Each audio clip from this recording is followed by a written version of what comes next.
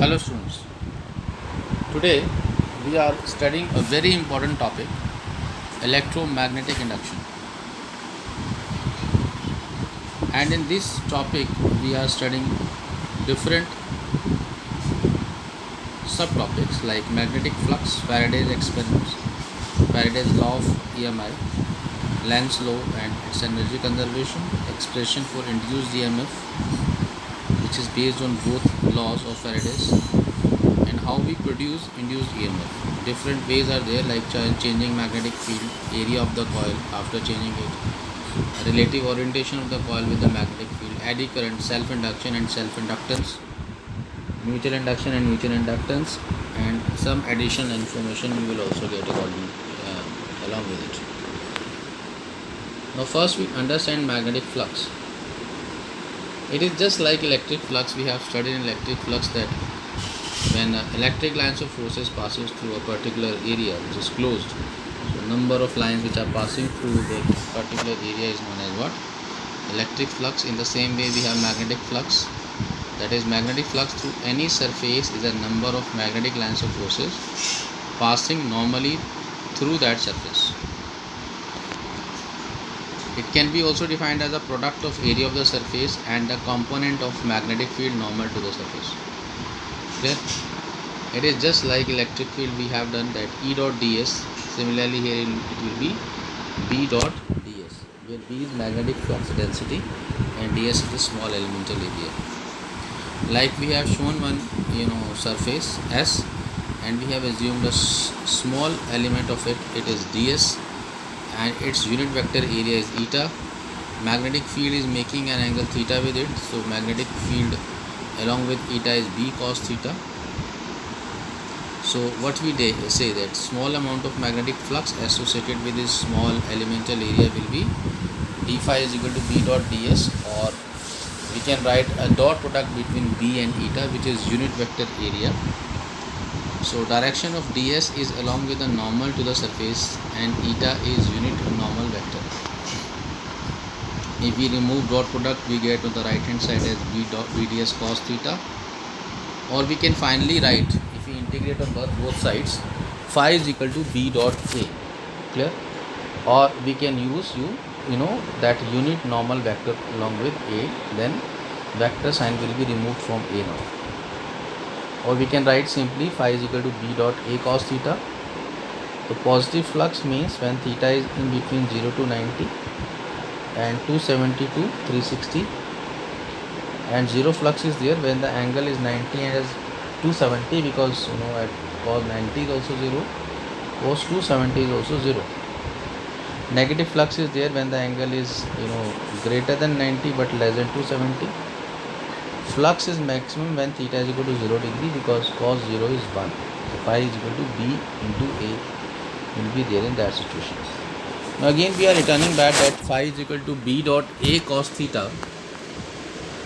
So magnetic flux across a coil can be changed by changing the strength of the magnetic field. Second, the area of cross section of the coil A, the orientation of the coil with magnetic field theta, or any of the combination of the above. It means flux you can change when you change B, when you change A, when you change orientation, or you can change any one of them. Flux is going to change accordingly. So magnetic flux is a scalar quantity like electric flux. SI unit of magnetic flux is Weber or Tesla meter square. CGS unit of magnetic flux is Maxwell. 1 Maxwell is equal to 10 raised to minus 8 Weber.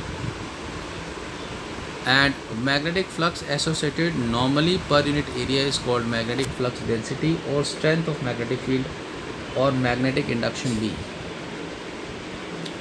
Now what experiment has done, you can see there are 4 coils in front of you, and galvanometer is pointing up. It means there is no deflection in the galvanometer. This is the null position of the galvanometer. Now you bring one magnet from left towards left hand side, you will find that the current is flowing and galvanometer is showing deflection on the coil which is on left hand side. And similarly, as the magnet is moving away from the coil which is on the right hand side, it will also deflect the current, because whether the magnetic lines of forces are increasing through a coil or decreasing through the coil, in both situations induced current will be developed because of the production of induced voltage across the coil.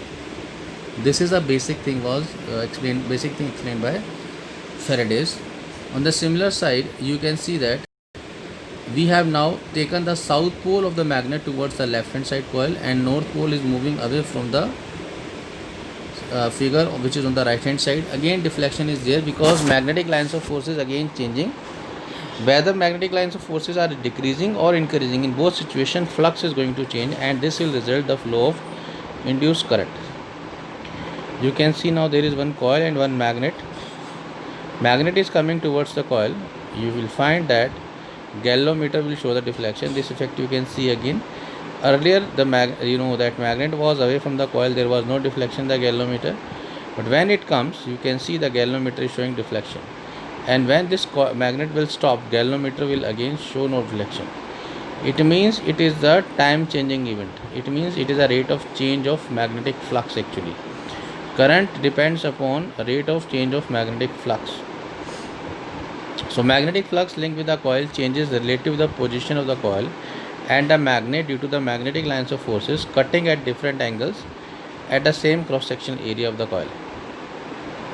Now what we observe: first, the relative motion between the coil and the magnet; second, the induced polarity of magnetism in the coil; direction of current through the galvanometer and hence the deflection of in the galvanometer; fourth, you find that the induced EMF is available only as long as there is relative motion between the coil and the magnet. It means, again I am saying that it is a time changing event. That means it is a rate of change of flux. It means if the flux will change only with time, only then the production of induced current is present, otherwise it is not there at all. Now how we note it? First, coil can be moved by fixing the magnet. Both the coil and magnet can be moved. It is known as relative motion between them. Now third is saying magnetic flux linked with the coil changes relative to the position of the coil and the magnet. Position also matters because it changes theta. Fourth, current and hence the deflection is large if the relative velocity between the coil and the magnet, and hence the rate of change of flux across the coil is more. It means more speed you will achieve, more deflection you will get. It means the flow of current becomes more and more like this only. Now Faraday's experiment 2 was what? Now again there is one coil. You can see it is connected with a voltage source E, and there is one key K, and there is another coil S which is connected with the galvanometer. Earlier there is no deflection in the galvanometer because nothing is changing. Key is also open. Now once you close the key, you can find that the flow of current on the left hand side coil takes place, and left hand side is acting as a north pole, and right hand side is acting as a south pole of coil P. Now you will see in another side that the current is flowing. Again I am showing this one. See the effect again.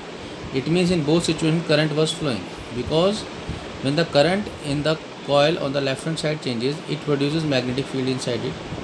It will not suddenly increase, it will take time. So slowly these magnetic lines of forces of the coil which is on the left hand side will enter on the coil which is on the right hand side, and this will induce current. That's why current was flowing in it.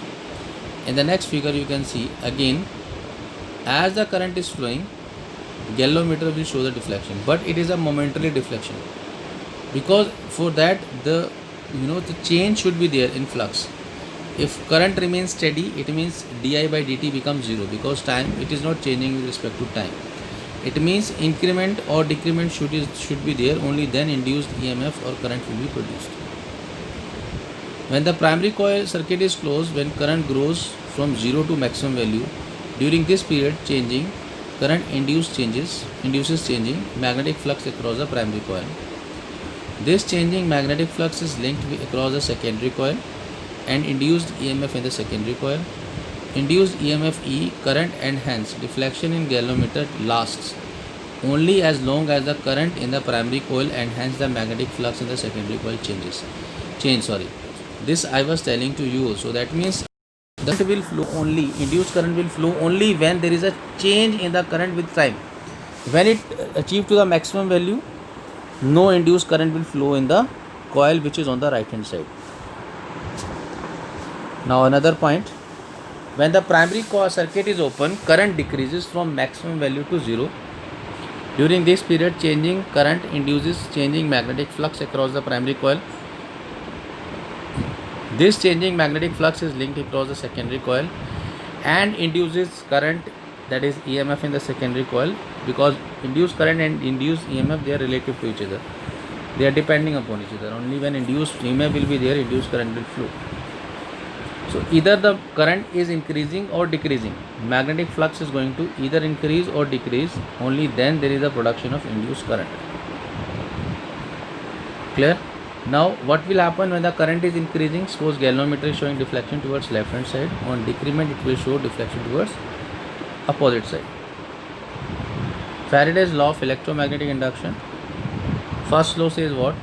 Whenever there is a change in the magnetic flux linked with the circuit, an EMF and hence a current is induced in the circuit. However, it lasts only so long as the magnetic flux is changing. It should change with respect to time. This thing you should remember always. Second law says the magnitude of induced EMF is directly proportional to the rate of change of magnetic flux linked with the circuit. E is directly proportional to d phi by dt, and E is equal to k d phi by dt. D phi is the rate of is the change in magnetic flux with respect to time dt. Now remember one thing, this induced EMF actually opposes the cause of its production. That's why negative sign will also come along with it. So here k is coming as a constant, k value is 1, so E is equal to d phi by dt, or E is equal to phi 2 minus phi 1 by t. D phi we can write in this way also. K is constant and units are chosen such that k is equal to 1.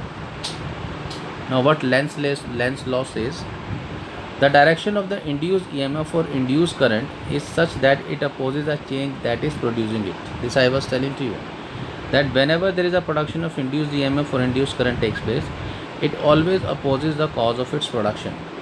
That is, if the current is induced due to motion of the magnet, then the induced current in the coil sets itself to stop the motion of the coil of the magnet. Because magnet was moving, flux was changing, induced current was produced.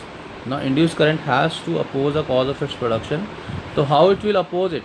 It will try to stop the motion of the magnet towards the coil. If the current is induced due to a change in current in the primary coil, then induced current is such that it tends to stop the change. This I was telling to you. Lenz's law and energy conservation. Now, according to Lenz's law, the induced EMF opposes the change that produces it. It is that opposition against when we perform mechanical work is causing the change in magnetic flux. Therefore, mechanical energy is converted into electrical energy. Thus, Lenz's law is in accordance with the law of conservation of energy. It means whatever we are, when we move the, coil, then what will happen? The flux will change, and because of that, induced current will produce, and law of conservation of energy is there. If however the reverse would happen, that is the induced EMF does not oppose or aids the change, then a little change in magnetic flux would produce an induced current which would help the change of flux further, thereby producing more current. The increased EMF would then cause the further change of flux, and it will further increase the current and so on. This would create energy out of nothing, which would violate the law of conservation of energy.